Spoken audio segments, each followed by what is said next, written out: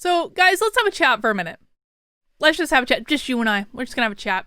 I received a question for my Ask Dr. K segment about a week ago about how I deal with the hate that I get online. And goodness knows, I don't receive as much hate as a lot of people. I definitely receive more than like the average bear, but it really hadn't been that bad lately. What I find with hate is that it ebbs and flows. Like, there are times when I receive a lot of it, and there are times when it goes down and I don't receive a whole lot, and then goes back up, it goes back down, goes back up, goes back down. So, I mean, for me, this was an interesting question, and it was something I was going to answer anyway, but then the last 24 hours have been particularly interesting.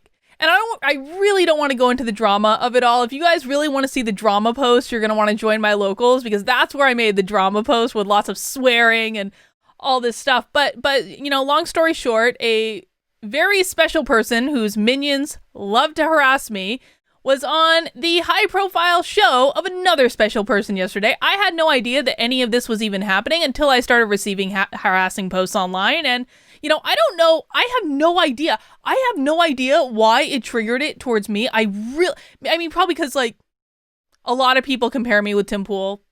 And for reasons I really can't quite figure out. But, whatever. I think that might be what it is. But I also know that other people receive similar harassment, because I've gotten DMs in my Twitter that this has been happening.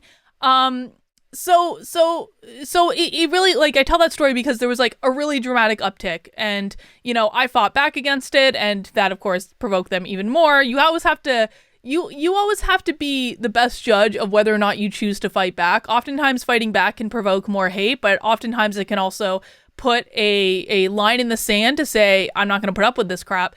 And you really have to decide which way you want to go. I'm really in a fighting mood lately. I love fighting. I love it. It revs up for me, and this is part of why I'm able to deal with the hate online. For me, fighting, conflict, I love it. I love it. Dude, without sounding too vulgar, it gets me off. I love a good fight. I do. This is part of why I don't debate people, because if I'm debating people, I'm going to go for your jugular and I'm going to win, but I'm going to look like an insane person in the progress. Like, if I'm coming at you, and people who this has happened to, my husband in particular can attest to this. If I come at you, you are not going to know what hit you, because I love it. I love it. It revs up every pleasure center of my brain. And that's part of how I can deal with the hate online. And listen, I'm not unique in that regard. Actually, probably between 40 and 50% of the population has really the same kind of thing as when there's conflict, they love a good fight. They do. They love it. And the other percentage of the population, they want to dive under the table and hide when there's conflict, and it makes them really uncomfortable. But I think that the other thing that I want to say about how you deal with hate online is that you have to understand that when people are coming at you, it usually has nothing to do with you. Even when they're responding to something you said, usually, and this is true of 95% of the things that I've read today said to me online, usually if they're responding to you, it's either they've missed your point, or they are willfully misinterpreting what you're saying to try to paint you in the worst possible light. This is why I believe that the addiction to outrage that we're seeing in our society right now is so incredibly dangerous. I see this manifested all day. It doesn't really matter what I say. It doesn't really matter what you say. The people that are receiving it, they're going to interpret it in whatever way they want. That's just the way it is. And you really don't have much control over how people interpret your words, but there's also a freedom in that. There is a freedom in that you have the power to get yourself to a mental place where what they say or do doesn't bother you, or at least you don't internalize it. Listen, I'm not going to front and say that I haven't received things today that bother me. They do bother me. It bothers me when people willfully misinterpret things I say. It bothers me when people go, Caroline, you're just a leftist that wants to censor people. And that's blatantly not true. It bothers me when people dig in their heels like little princesses and don't want to listen to reason. All of these things bother me. But really, for me, it's what I've learned to do is it bothers me for a moment and then I let it go. bothers me for a moment, then I let it go. Because the worst thing you can do is to hang on to anger. The worst thing that you can do is to hang on to resentment. The worst thing that you can do is internalize what other people are saying. And guys, you don't know anything about people on the internet. Even like people like me that do this YouTube thing, you don't really know me. You don't know. I could be a crazy person. I could have mental health issues. I think that's true of every YouTube person. I mean, I don't think I have mental health issues, but you don't know that. You don't know if I'm on medication. You don't know if I'm doing this as some sort of like self-actualization thing. You don't know these things. You don't know it about me. You don't know it about any of the creators you watch. You don't know it about anyone on Twitter. You don't know about anyone on Facebook. You don't know about it. You don't know what their status is. And so why would you internalize something that literally could potentially be from a crazy person? Like, that makes absolutely no sense. You know, I was on, I did a live stream today with a woman named Candy Mercer. Candy recently, she's a progressive that lives in Olympia, Washington. She recently came out and said she voted for Donald Trump. And, you know, we talked about the hate that we get online, and we talked about a lot of different aspects of it. But one of the parts of our conversation was we were talking about religion. She's an atheist. I'm not.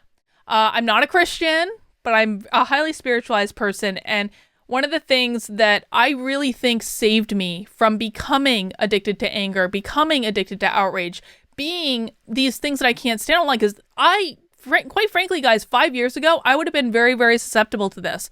5 years ago, I probably was an outrage junkie, if I'm honest. I mean, it really wouldn't have surprised me at all, because again, I love to fight. I love it. I'm really good at it. And so it really wouldn't have surprised me if I had become an outrage junkie at all. But I'm going to tell you what happened literally right after the 2016 election. I think this was like a couple weeks after the election. I went on a trip to Peru, which was a spiritual journey to Peru. We did a lot of plant medicine. We did like ayahuasca, San Pedro. We did sweat lodge. We did a trip to Machu Picchu. It was awesome. We did like meditation, all this stuff. That was just like really like working with different local shamans, stuff like that. And what it did for me and every single person, and this is like a serious thing. People sometimes think like ayahuasca is like all about fun and hallucinating. For me, this is a serious thing. This is a serious spiritual thing. It's how I commune with God. And for me, what happened on that journey for me was I released a lot of anger. I released a lot of resentment. I mean, when I came home, I felt like a completely new person. I released resentments I had had for years. I released this desire to be frustrated and angry. And thank God that I did, because yeah, I may have had Trump derangement syndrome for a couple of years, but I was never angry. It was never angry. I never let that internalize. And that's what meditation has taught me. That's what the spiritual work that I've done teaches me. I really just don't hold on to resentments. Now, I may get frustrated with people every now and again because I'm a human being and I am not perfect. And I may say things that I regret. I'm a human being. I'm not perfect.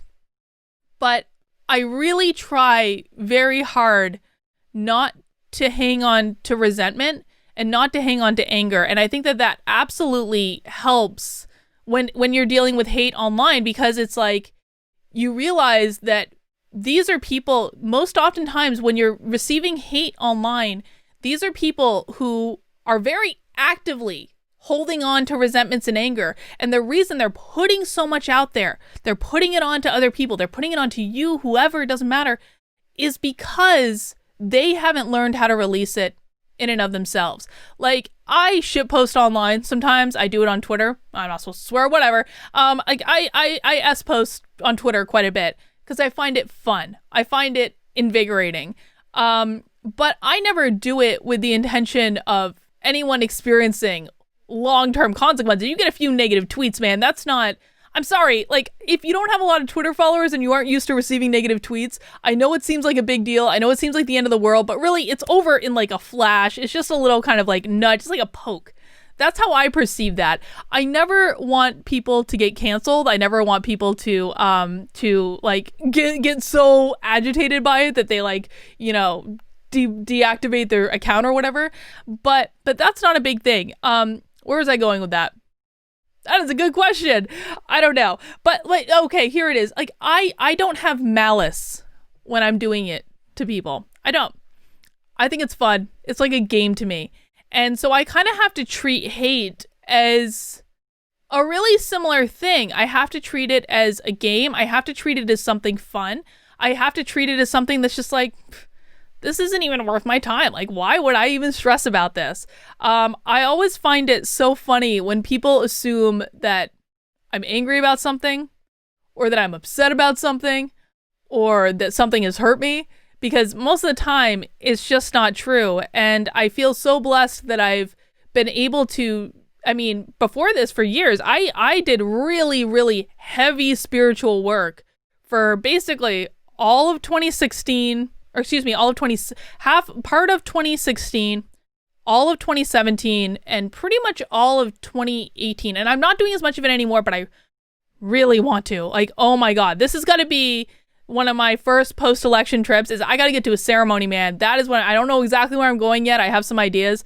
But that's what I have to do because I want a little refresh. I actually have a meditation retreat scheduled for the beginning of the year that I cannot wait for. I really hope it happens.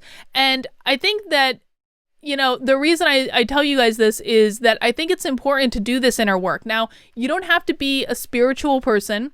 You don't have to adhere to what I believe, but you can meditate. You can do inner work to develop your self-esteem, to develop your internal resilience, to develop mostly your internal security. Because if you have strong internal security, random nonsense on the internet really isn't going to bother you all that much. It's just not. So honestly, meditation, anyone can meditate. Do not believe anyone who says you can't meditate. I have done so many meditation retreats that would make your head spin. I've seen all different people, all different types of people with all different problems. Yes, if you have ADD, you have ADHD, you can meditate. Yes, if you have depression, you can meditate. Yes, if you have anxiety, you can meditate. It might be a little harder for you, might be a little trickier. You might have to get into the habit of doing it a little bit in different ways, but you absolutely can do it. I've seen it happen over and over and over and over again. This is something that our body is designed to do. And it will heal you from these things. It will help you to not take in this nonsense and not internalize this nonsense. I mean, you guys comment all the time. You comment about my skin. I mean, I'm wearing makeup right now, so my skin probably looks a little bit better than if I'm not, but it's been a long day too, so I think probably some of it's wiped off. Anyway, but you guys comment on my skin all the time and that I don't look like I'm almost 40. Well, it's because I meditate like a mother effer, man. Like, that's what it is. Meditation heals you. Meditation is healing for your mind. Meditation is healing for your body. And it toughens you up. It teaches you how to deal with different obstacles and overcome them. And also it teaches you how to let things go. Don't internalize it. You can make that choice. Now, I understand at the beginning, it is easier said than done. I get it, but you have to want to do it. You know, the thing about doing this inner work and developing this internal security and developing the ability to just let things go if you want to, is that you have to want to learn how to do it. You have to want it. This is not something you can half-ass. This is not something you can fake. This is not something that someone else can do for you. You have to want it. And if you don't want it, if you don't do the work, then it is absolutely not going to happen in any way, shape, or form. So you have to want it. You have to do the work. If you want meditation resources, I recommend Dr. Joe Dispenza. I love Dr. Joe Dispenza. He takes it from a very sciencey point of view. So those of you who are like, Carlin, we don't believe in your airy fairy nonsense, whatever. Like, look up Dr. Joe Dispenza. He talks about the science of meditation. He gives you all sorts of studies, so it's nice and practical and laid out and teaches you how it impacts the brain. Okay, so you can start there if you're more spiritual. I love Jill Harrison's angel meditations. I think that they're awesome. They're some of the ones that really helped me when I was really on my spiritual journeys in 2017. I mean, I did her meditations like all the time. There are all sorts of free meditations on Spotify. Anna Thompson is on Spotify. Jill Harrison is on Spotify. Anna Thompson is great.